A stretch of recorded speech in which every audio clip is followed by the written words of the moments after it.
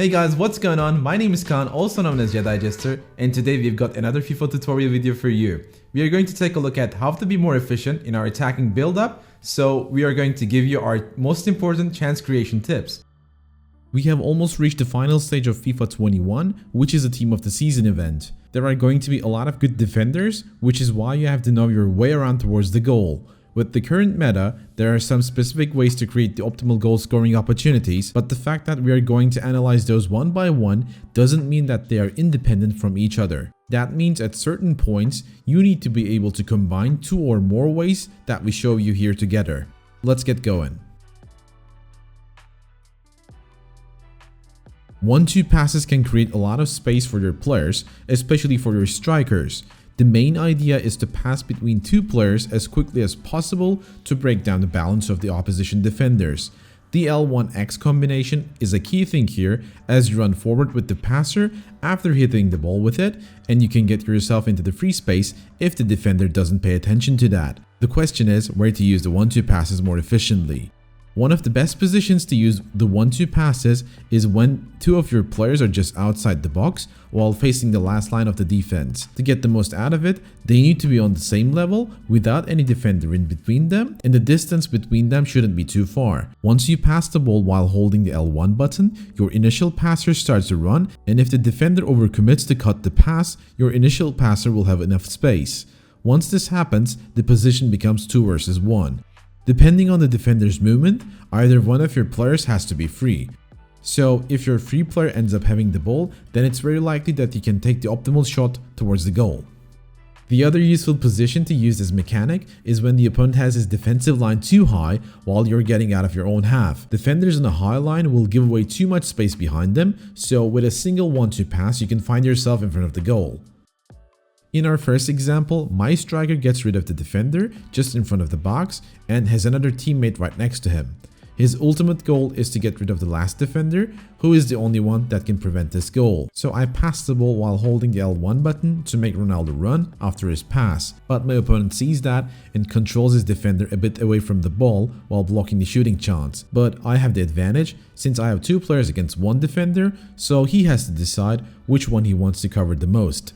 Since he is closer to Ronaldo, I pass the ball back to Neymar while holding L1, and again Ronaldo starts a run. My opponent does only have one player to defend with, so he has to bring down his defender desperately if he doesn't want Neymar to take his shot. I realize this immediately and pass the ball one last time towards Ronaldo, who is in the open now and scores the goal.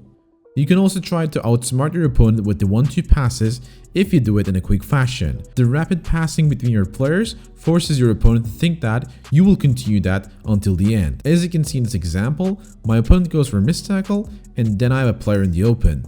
Just because my opponent thinks that I will pass the ball back, he tries to cut the passing lane, but like I've said, I use the option to outsmart him by just pushing the ball forward into the space he has emptied by his move. So it becomes a perfect chance.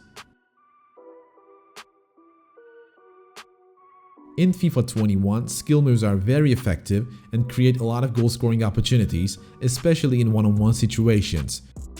Throughout the year, we have already witnessed a lot of nerfs happening to the skill moves, like Elastico, Step Overs and the Bridge, but this hasn't ended the effectiveness of all skill moves.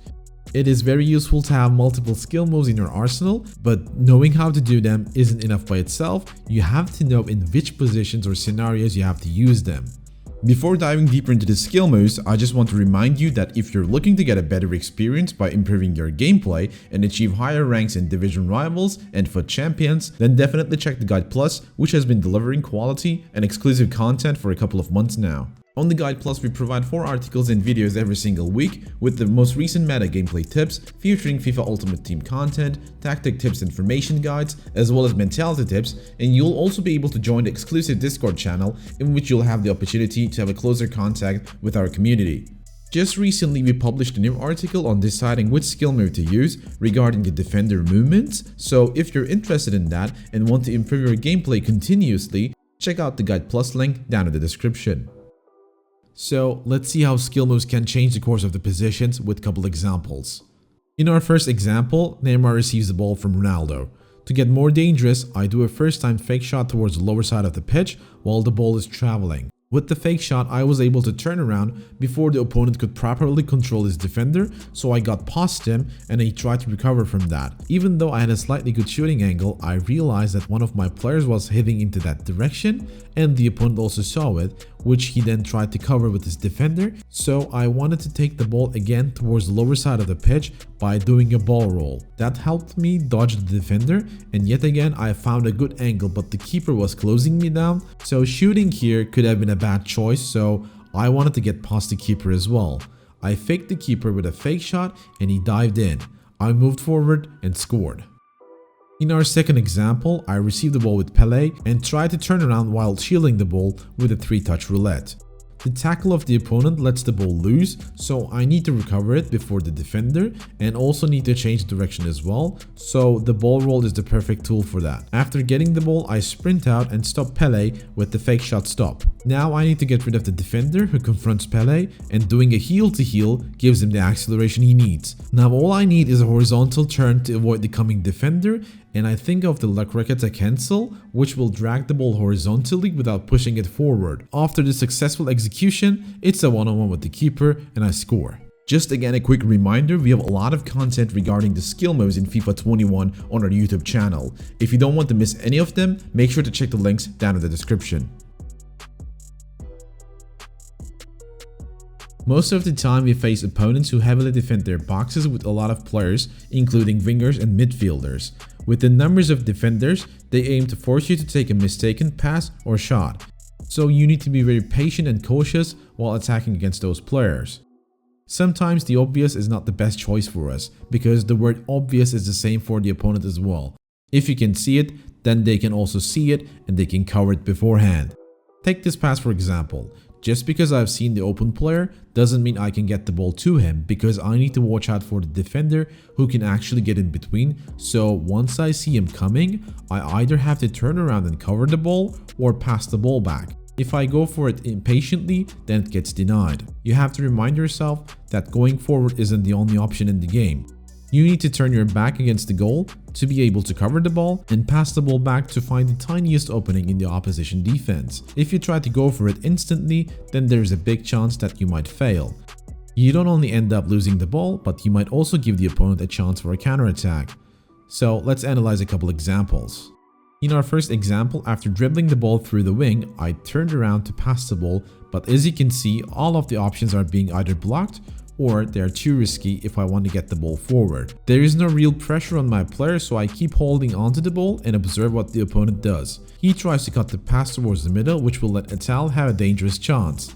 Since the defender's movements toward that line will open up some space in the back, I spin around myself, and afterwards Atal makes a run towards the opened area, and in the meanwhile one of my players comes out of the box to receive the ball. Again, observing the defender's movement, which is to cover the space he actually created for me, I decide to pass the ball to the open teammate. My opponent quickly maintains his position in front of me, and I quickly turn around to cover the ball, and this is very important because you have the opportunity to decide what your next move is. You can either watch the opponent's movement and decide if you can pass the ball forward while shielding it, or you can pass the ball back to get a safer look. And as you can see, if you lose the ball here, the opponent has 3 players ready to go on a counterattack. Slightly turning right and faking the pass forces my opponent to get in that line, but being patient, I do turn around the other way. Forcing him to cover that line creates a huge space between me and the defender, so I also find the passing opportunity too. Passing towards the free lanes here is very important. But remember, the opponent will try to cover multiple passes and you don't have to pass the ball unless you're 100% sure. Just in front of the box, the defender tries to cover both passing lanes, and as I see it, I don't pass and just wait for another opportunity to rise. Just by holding on to the ball, I see the striker who was previously offside coming back and pass the ball to him, but if I try to shoot here, it will probably get blocked, so I do a skill move to get a better angle, but the opponent does a very good job remaining between the ball and the goal. So I don't push my chances and try to change the direction of the game by passing the ball towards the back and look for another opportunity. Just because I change the direction in a quick fashion, the overloaded defenders try to go back to their original positions, and that creates the tiniest opening again at the same side. I pass the ball back to Neymar while the defenders are trying to maintain their positions, and then with the run of Mbappe, I get the chance to score, so my patience pays off. In our second example, I am very eager to get the ball towards the right side since the defenders are overloaded on the left, but I'm not sure if I can get the most optimal chance if I pass the ball here because my runner is a bit far away from the goal and the opponent can easily switch to one of his defenders and maintain his position. After hesitating and losing the angle to pass, I turn around and get the ball back to face away from pressure. Passing the ball around and making players run forces my opponent to cover those lanes, and this way I find an open player in front of the box. As he gets the ball, I immediately see Mbappe being free, but I don't want to take the direct pass because if I take the pass, then the opponent can switch to this defender to cover up his shooting angle. I tell myself to be patient and pass the ball towards the center first to Neymar, because if I pass the ball to him, the defender who is actually supposed to defend Mbappe has to defend Neymar's presence in the middle, so Mbappe will be completely free if Neymar can deliver his pass to him. I quickly adjust how Neymar receives the ball in the direction of the next pass, and as you can see, the opponent can react to it, and even if he selects the right player, he won't have the time to cover Mbappe's angle. Solid defense is very important in FIFA, but one thing that is more rewarding than that is to build up a counterattack after having a solid defense.